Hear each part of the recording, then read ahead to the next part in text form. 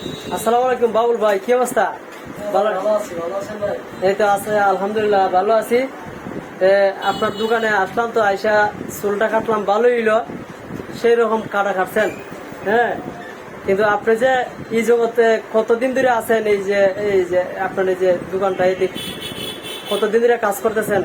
আপনার দর্শকের উদ্দেশ্যে কিছু একটু কথা বলে, হ্যাঁ।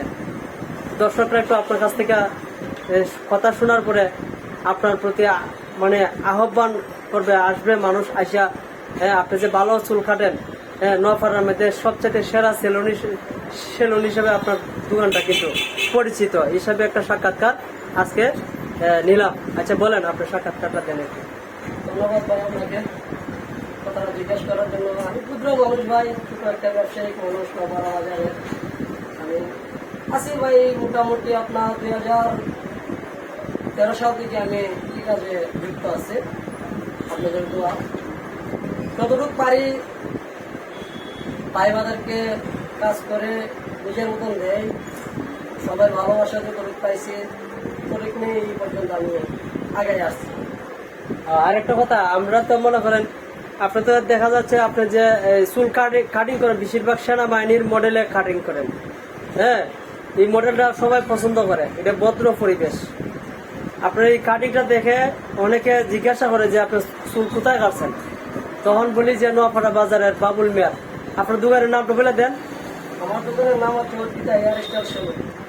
হ্যাঁ, যাতে মানুষ এক নামে আশা বার করতে পারে। রাস্তার পশ্চিম সাইডে, হ্যাঁ। আর ভুইয়া মেডিকেলের আগে নাকি? হ্যাঁ, মেডিকেলের আগে আম গাছের নিচে, নিচে আম গাছ এবং কাঁঠাল গাছের নিচে অর্পিতা হেয়ার স্টাইল সেলুন।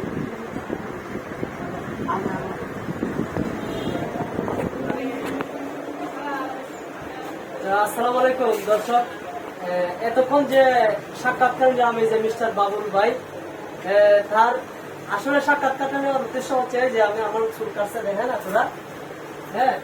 সে কিন্তু অলরেডি সেনাবাহিনীর মডেলের চুল কাটে, এই যে আমি তারে লাইক করি, হ্যাঁ। তার কাছে আমার অনেকে প্রশ্ন করে যে ভাই আপনি কোথায় চুল কাটেন, তা আমি তার নাম বলি, কিন্তু অনেকে দেখা যাচ্ছে মানে দোকান পায় না খুঁজে, হয়তো। অথচ আজকে যে লাইভটা করার উদ্দেশ্য হচ্ছে, সাক্ষাৎকারটা নেওয়ার উদ্দেশ্য হচ্ছে যাতে দর্শকরা আসা, হ্যাঁ, সঠিকভাবে তার ঠিকানাটা পেয়ে যায়। আর আমি বাবুল ভাইরে অনুরোধ করছি যে আপনি ভালোভাবে আরো চেষ্টা করবেন, আপনার যথেষ্ট পরিমাণের দর্শকরা সান্ত্বনা দেওয়ার মতো একটা পরিবেশ তৈরি করেন। আসলে কিন্তু সে ভালো ভালো একজন কাটিং ম্যান, হ্যাঁ। আপনি যারা আসবে আপনার কাছে, আপনি কিন্তু ভালোভাবে আরো ভালো করার চেষ্টা করবেন। ইনশাল্লাহ চেষ্টা করবো, সবাই ভালোবাসা দিবেন আমাকে, আর যতটুকু পারি আমার নিজের সাধ্য অনুযায়ী আমি কাজ করার চেষ্টা করি। এই বিরাজের জন্য আমি কামনা করি সবাই আসবেন।